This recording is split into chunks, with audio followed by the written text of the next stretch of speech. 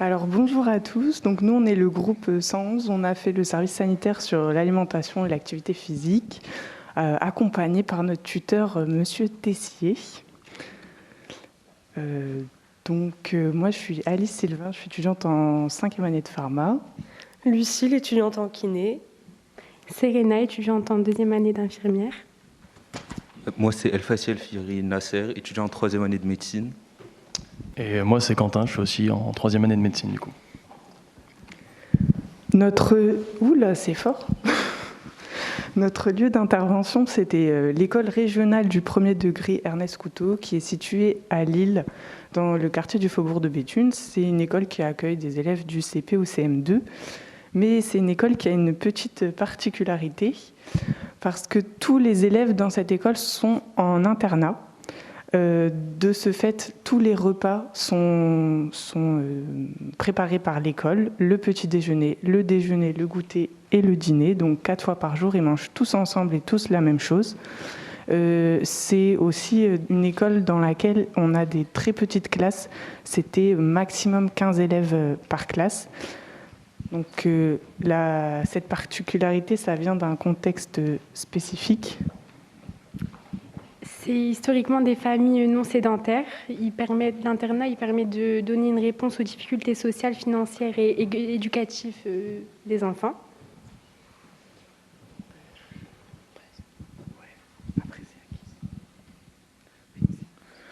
Donc, pour reprendre en général les objectifs qu'on avait par rapport au service sanitaire, on est parti voir le décret de 2018 et pour prendre les quelques objectifs essentiels.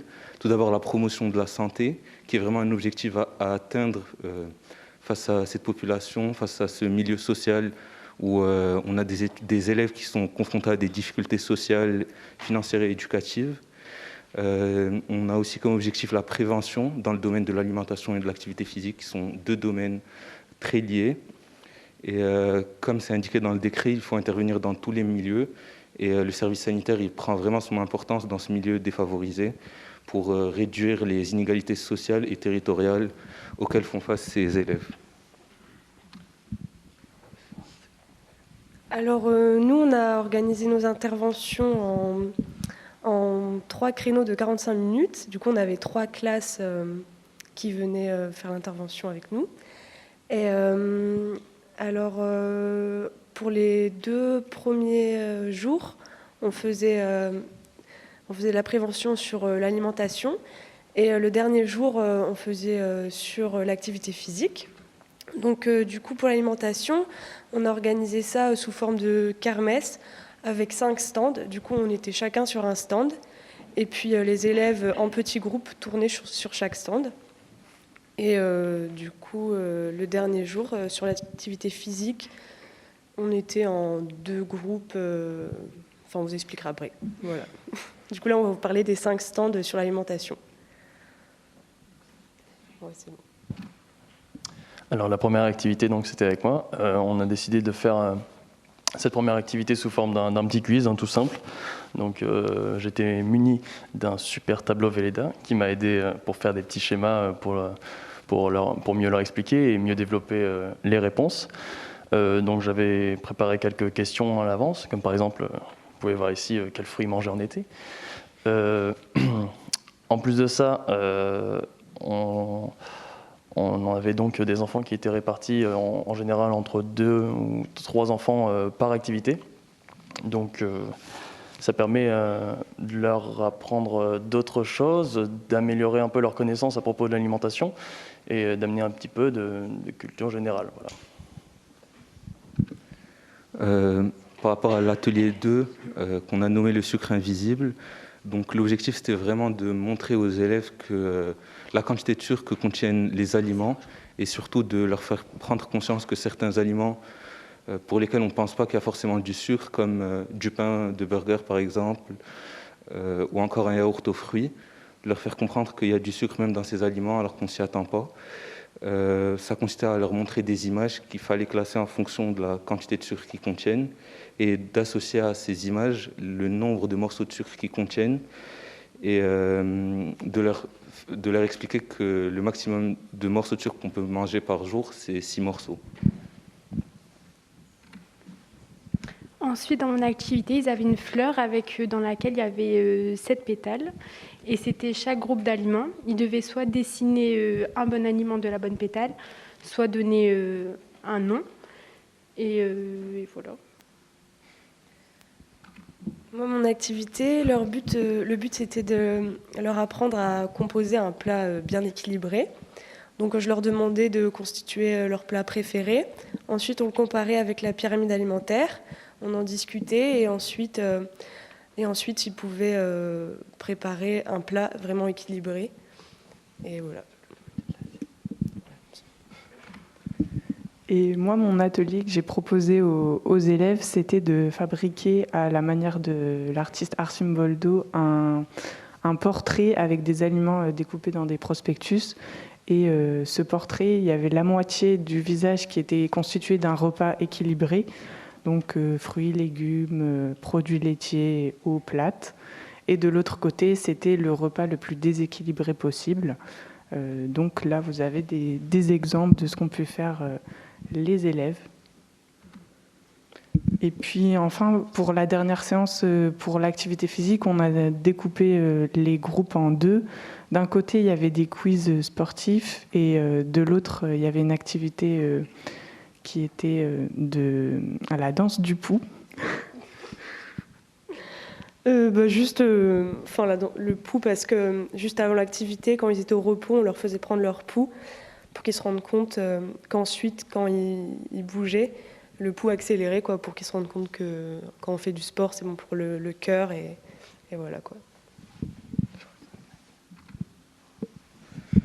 Donc pour conclure, le service sanitaire, ça a été une expérience très enrichissante pour nous, pour différentes raisons. Tout d'abord parce que ça nous a confrontés à une des missions majeures pour le soignant, notamment le soignant de demain, vu que la prévention elle prend de plus en plus de place dans l'activité médicale. Ça nous a permis de nous confronter à un public jeune, un public avec lequel on n'a plus vraiment d'interaction. Et ça a aussi été l'occasion pour nous de découvrir un milieu social. Ça nous a aussi permis de collaborer entre différentes filières différentes. Et c'était un travail en équipe qui nous a donné une sorte d'avant-goût de ce que l'on va connaître plus tard. Et ça nous a aussi permis de développer nos capacités d'adaptation. Il fallait parfois nous adapter au fait que les enfants ne comprenaient pas ce qu'on disait ou adapter notre discours. Les principales difficultés qu'on a pu rencontrer, c'était capter l'attention des élèves pendant toute la durée de l'activité. Souvent, ils se dispersaient, ils commençaient à marcher un petit peu à côté, à regarder ce qui se passait ailleurs. Donc, il fallait souvent les recentrer sur l'activité et les intéresser. Donc, pour ça, on a beaucoup utilisé l'attribution des points pour capter leur attention et qu'ils s'impliquent au maximum. Alors pour éviter les tensions, on faisait souvent des égalités que tout le monde avait gagné. Sinon, ça créait des problèmes par la suite. On devait toujours expliquer nos activités de façon claire, simple et concise par rapport au temps d'activité qui était assez court. Alors évidemment, je pense que comme tous les groupes, le contexte sanitaire, c'était une difficulté et un challenge en plus à relever. On aurait aimé faire un brassage des groupes et mélanger plusieurs niveaux scolaires. Ça n'a pas été possible, mais on s'est adapté. Et on a aussi remarqué des connaissances qui étaient très hétérogènes selon les élèves. Il y en avait certains qui avaient énormément de connaissances et d'autres pas du tout. Et aussi au niveau des niveaux scolaires, entre le CE2 et le CM1, on a remarqué une forte différence. Mais globalement, ça s'est super bien passé. On garde un très bon souvenir du service sanitaire. Alors à propos des conseils pour les futurs étudiants, surtout à propos de la communication, donc déjà important d'avoir une communication entre les étudiants, ce qui a été quand même hyper important pour monter ce projet, partager ses idées et mettre en place nos actions sur le terrain. Aussi important, c'est la communication avec l'école. On a eu la chance d'avoir pu entretenir des très bons rapports avec les professeurs qui étaient là-bas, ainsi que le directeur d'ailleurs, qui nous ont vraiment aidés et qui nous ont bien guidés pour savoir ce qu'ils attendaient de nous, s'il y en avait certains points à appuyer, des objectifs en particulier à atteindre. En plus de ça, donc, au niveau de la préparation, pour les activités, on a pu voir un peu qu'est-ce qui allait marcher, qu'est-ce qui n'allait pas marcher. Donc tout de suite, on nous a dit que, bien évidemment, pour capter leur attention le plus facilement possible, donc passer par le jeu.